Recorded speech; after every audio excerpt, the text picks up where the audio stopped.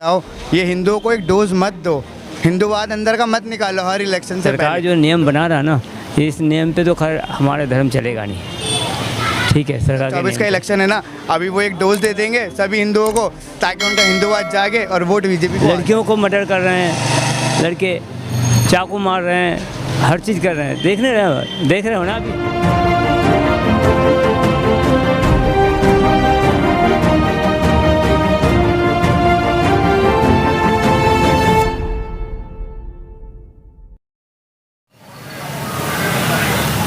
ज़रूरी नहीं कि हमेशा देश की राजनीति की बात की जाए, ज़रूरी ये भी नहीं कि हमेशा उन शख्सियतों उन लोगों की बात की जाए जिनकी वजह से सुर्खियां बनते हैं।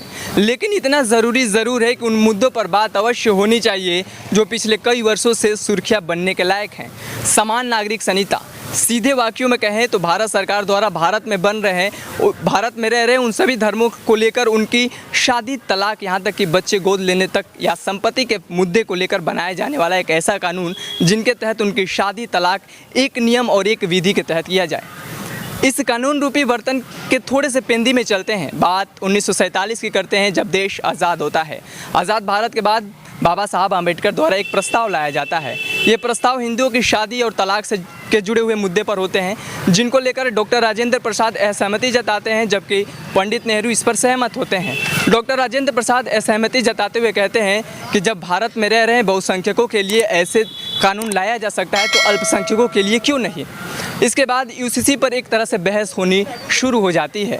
आखिरकार 1955 में इसे हिंदू कोड बिल एक्ट के तहत लागू कर दिया जाता है और इस कानून के लागू होने के बाद यूनिफॉर्म सिविल कोड का मुद्दा एक बार फिर से गरमा जाता है और आज तक यूनिफॉर्म सिविल कोड का मुद्दा एक बार फिर से बहस का मुद्दा बना हुआ है और इस पर बहस जारी है। और इसी समान नागरिक संहिता को लेकर हम लोगों के बीच में है ये जानने के लिए कि यदि समान नागरिक संहिता लागू कर दिया जाए तो हमारे देश में रह रहे बहुसंख्यकों के साथ अल्पसंख्यकों को लेकर उन पर क्या प्रभाव पड़ेगा। क्या हमारे देश के अल्पसंख्यक जितने लोग हैं, जो अल्पसंख्यक धर्म के जो लोग हैं, क्या उसे स्वीकार करेंगे? यदि स्वीकार करेंगे तो क्यों करेंगे? इस कानून से क्या चाहेंगे आप यूसीसी तो भैया देखिए, हम लोग किसी धर्म के बारे में तो नहीं कह सकते हैं। अपने धर्म के बारे में ये कह सकते हैं कि भाई इस तरह का कानून लागू करेगा तो नहीं चलेगा। क्यों कि अब यहाँ पे आदमी जो है ना अपना अपना मर्जी में हो गया है, समझ गया ना। वो अपने अपने इसमें आ गया, अपने अपने धर्म के हिसाब से चल रहा है। ये कानून बनाने से कोई फ़ायदा तो है नहीं। अच्छा, जो नियम चल रहा है। अच्छा ठीक है, सरकार जो नियम बना रहा ना, इस नियम पे तो खैर हमारा धर्म चलेगा नहीं। ठीक है, सरकार के नियम पे क्यों कि नियम बनाएगा उसमें वो पाबंदी हो जाएगी, समझ गया ना। और जैसे कि कोई बंधा हुआ होता है ना कोई चीज़, जैसे रस्सी से बांध देते हैं ना, इस तरह का हो जाता है वो नियम, तो इस तरह चलेगा नहीं। तलाक को लेकर भी सरकार ने एक नियम अपने हिसाब से बनाई, 3 तलाक को तो कह रहा हूँ, लेकिन सरकार तो बनाई तो ज़रूर है लेकिन चल कहाँ रहा है। महिलाएं तो समर्थन कर रही हैं उसका। समर्थन कहाँ कर रहे हैं ज़्यादा। नहीं, जैसे कुछ रिपोर्ट्स आ रही हैं चैनल, देखो यहाँ पे 50% ठीक है, महिलाएं जो है ये कर रहे हैं, बाकी 50% नहीं चल रहा है। 50% जो है वो नहीं कर रहे हैं भाई सपोर्ट। 3 तलाक को सपोर्ट नहीं किया जा रहा है इतना। मतलब आपके हिसाब से धर्म के साथ छेड़छाड़ नहीं किया जाना चाहिए? छेड़छाड़ नहीं करनी चाहिए। अपने हिसाब से ये होना चाहिए कि भाई धर्म के हिसाब से हर आदमी जो है ये सोच रहा है कि भाई हमारा धर्म जो है सही होना चाहिए और जो है छेड़छाड़ नहीं होनी चाहिए। लेडीज़ को मतलब तंग नहीं किया जाए, समझ गए ना।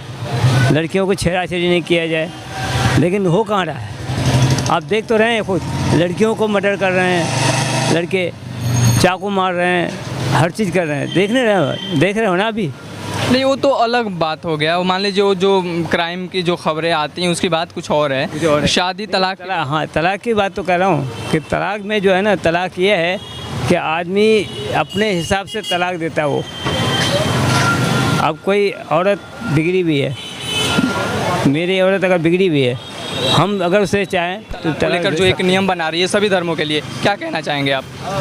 हमारा देश ना लोकतांत्रिक देश है, संविधान के बिहाफ पे चलता है। सारी चीज़ें उसमें जो मेंशन्ड है उसी के अकॉर्डिंग होती है। उसके अंदर एक चीज़ क्लियर लिखी थी कि किसी भी रिलीजन के अंदर, किसी भी एक सांप्रदायिक कम्युनिटी को अंदर उनके जो रिचुअल्स हैं या उनकी जो भी चीज़ें हैं, उसके अंदर कोई भी गवर्नमेंट ना तो कुछ ऐड कर सकती, ना उसमें इन्वॉल्व हो सकती, ना उसके अंदर उनका कोई हक है इन्वॉल्व होने का। वो एक कम्युनिटी की अपनी मर्जी, उन्हें क्या करना है। और ऐसे तो है नहीं 2-4 लोगों की बात चल रही है, कई करोड़ों के लोगों की बात चल रही है। तो उस चीज़ के अंदर किसी एक गवर्नमेंट को क्या लेना देना। तुम अपना देश संभालो ना। धार्मिक कम्युनिस्ट संभालने के लिए हमारे बैठे हुए हैं लोग, जिन्हें कम्युनिटी संभालने का ही वो दिया हुआ है मोटिव। वो उनके लिए वो हैंगे फतवे निकालने के लिए, बातें करने के लिए, जो चीज़ गलत है सही है वो बताने के लिए हमारे पास हैं ऑलरेडी लोग। तो उसके अंदर तुम गवर्नमेंट का क्या इन्वॉल्व होना ज़रूरी है। देश संभालो ना, GDP बढ़ाओ, पेट्रोल घटाओ, महंगाई घटाओ, और जो ये दंगेवाद है वो घटाओ। ये हिंदुओं को एक डोज मत दो, हिंदूवाद अंदर का मत निकालो हर इलेक्शन से पहले। 2024 का इलेक्शन है ना, अभी वो एक डोज दे देंगे सभी हिंदुओं को ताकि उनका हिंदूवाद जागे और वोट बीजेपी को आ जाए। सिंपल राजनीति है। अगर तुम्हें प्रेस हो, तुम्हें दुनिया को कुछ दिखाना है तो एक्चुअल दिखाओ ना भाई। उनको कुछ नहीं पता जिनसे आपने पूछा है, वो सिर्फ ये बता सकते हैं सही है या गलत है। वो हमें भी नहीं पता, क्योंकि जो हमारी किताब में लिखा हम उसी फॉलो करेंगे, कोई कुछ भी कर ले। तो UCC को लेकर विचार चल रहा है कि मतलब सरकार चाहती है कि भारत में रह रहे जितने धर्मों के लोग हैं, हिंदू हो या मुस्लिम हो, पारसी हो, सभी के लिए शादी, तलाक या उनके विरासत से जो फैसला है एक नियम बनाया जाए। क्या कहना चाहते हैं आप? देखिए, ये नियम तो लागू होना बहुत मुश्किल है और नामुमकिन ही समझो इसको तो, क्योंकि सब लोग अलग अलग धर्म से ताल्लुक़ रखते हैं। हिंदू धर्म हिंदू रीति रिवाज से शादी करेगा, वो फेरे लेगा। मुस्लिम वो निकाह, मुल्ला जी आएंगे निकाह पढ़ाएंगे। इसके अलावा और सब धर्मों का मामला सब अलग अलग ही है। तो इसका तो ये तो एक कोड होना, एक ही झंडे के नीचे आना, या मतलब एक ही सम्मति करना, ये तो बहुत मुश्किल है। जब जो तलाक को लेकर बार बार मुद्दा उठा था मुस्लिम धर्मों में कि 3 तलाक का मुद्दा हुआ या तलाक हसन उस टाइप की, उस टाइप की, उस तलाक से ये है कि वो तो खैर ठीक है, तलाक से तो कोई वो ताल्लुक़ नहीं है, तलाक ठीक है, पर तलाक के भी नियम हमारे हिंदुओं के अलग हैं, मुस्लिमों के अलग हैं। वो तो सिस्टम है ही बना हुआ, ये तो सब जानते हैं। नहीं तो वही बात है, जैसे मान लीजिए तलाक का जो अधिकतर मुस्लिम महिलाएं हैं विरोध भी करती हैं कि हमें इस ऐसा है, मेरी बात सुनिए आप, मुस्लिम महिलाएं जितना विरोध करती हैं उससे ज़्यादा उसे कोऑपरेट करती हैं, भी करती है, सपोर्ट भी करती हैं। बहुत महिलाओं ने कहा है कि मोदी ने बहुत अच्छा काम किया है, मोदी जी ने। मुस्लिम लोग जो है वो मोदी को बहुत सपोर्ट करते हैं। नहीं, वो तो सही बात है। जैसे तलाक को लेकर बार बार विरोध ये किया जाता है कि मुस्लिम महिलाएं तो उसको सपोर्ट करती है, 3 तलाक के मुद्दे पर भी देखा जाए तो सरकार का यही कहना है कि तलाक का जो मुद्दा है, हाँ, उन सभी के लिए, हिंदू हो या मुस्लिम हो, सभी के लिए तलाक का मुद्दा, तलाक का जो मामला है एक जैसे ही तलाक दिया जाए, ऐसा नियम कानून बनाया जाए। शायद ऐसा होना पॉसिबल नहीं है, ऐसा होना पॉसिबल नहीं है, क्योंकि ये तो एक फिर वो सांप्रदायिक जो मामला जो है वो फिर तूल पकड़ेगा, उससे क्या फ़ायदा अगर ज़बरदस्ती इस नियम को लागू किया जाएगा।